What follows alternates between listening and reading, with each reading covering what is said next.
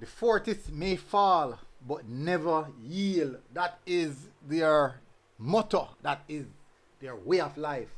The purple color, burn purple. Yeah. Anyways, welcome again, people, to MG Sports TV. Now, hit the like button. Yeah, we have to do the YouTube. You know the YouTube stuff, the general YouTube stuff, people. I have to ask them, I have to tell you, YouTube, hit the like button, hit the subscribe button, And if you're not in Jamaica, you will see a little join button. You can join it as well. It really helps the program. But if you don't do nothing at all, hit that like button. Now I want to do an interesting video. Now, from the start of the season, you guys have known that this season, I already expressed my thoughts where KC is concerned, where the Fortis is concerned, that the team is not the strongest. They don't have a necessarily strong team. But one thing for sure, you see big name teams, they always have that will and that desire to achieve. And sometimes that desire far superior to the quality or to what they have on the pitch. Nevertheless, many may say, boy, from last season, KC was a weak team. Just the addition of Whisper, and because Whisper is super talented. So him alone can do a lot. He can cause a lot of damage. Just him alone. As we can see in the CC game, CC are the best team in schoolboy football, and single-handedly Whisper turned them over. No, nevertheless, I saw football go. This season, major incident. Coach gone, player gone, the core base of KC players gone. And what they're left with is mostly 16 players and 1 and 2 additions that they would bring in. But certainly, the school was in a bad state where football is concerned. Now, the appointment of Vass Reynolds, that's the first good thing they did, was appointing one of the top brand coaches in Jamaica, getting Vass Reynolds, and his staff, just to see if they can, the coaching aspect of it can offset the talent aspect. Then when they dip into the U16 that played last year, they find 1 and 2 gems that they can move forward with. The likes of Messi, Ziminez brothers, Ziminez as well, little Ziminez they call him. So they do find 1 and 2 little gems from the U16 coming up, and from that they said, okay, we can work with these players and bring in.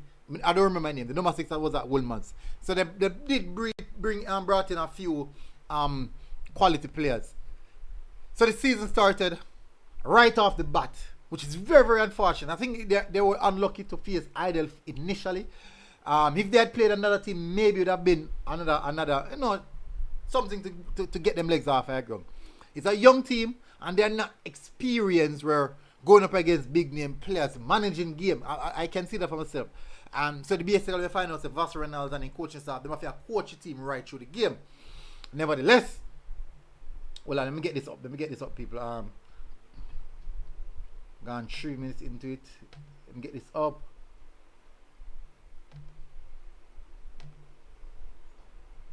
Alright, give me a second, people.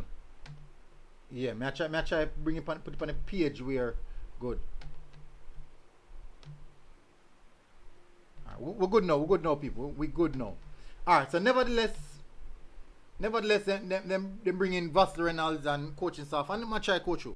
But the youngsters, first match going up against Hydel, and the quality that Hydel has in the squad, it was bound to be a tough fixtures for them.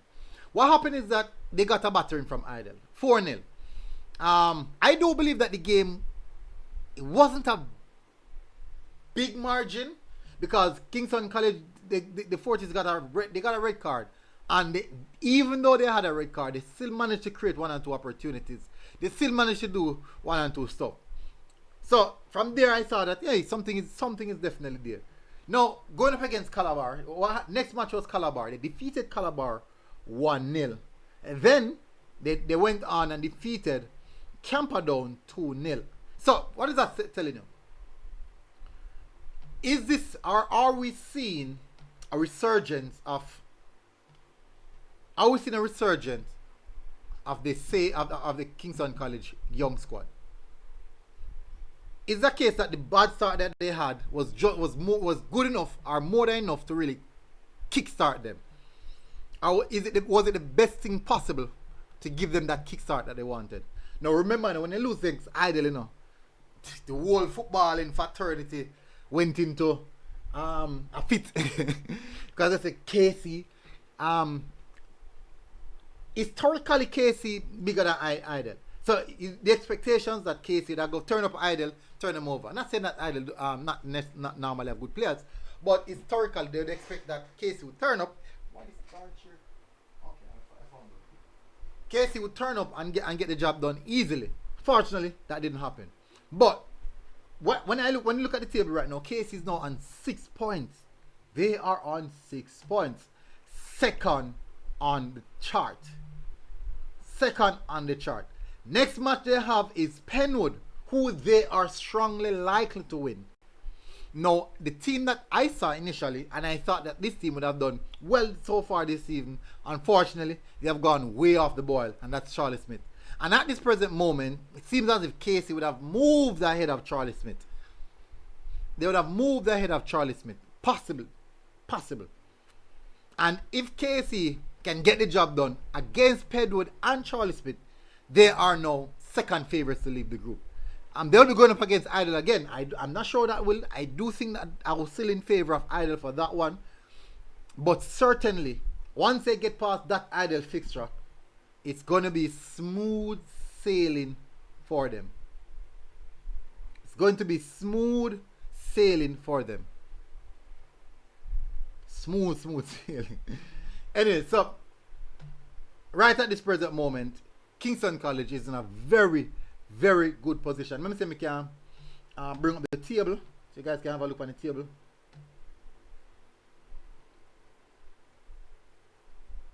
Alright, so this table needs to be updated. Calabar played 3 games and they've won 2. They've won 2 games. KC played 3 and they have also won 2 of them. Okay, so this is how the table looks like. Points should be so all the teams end up on 6 points.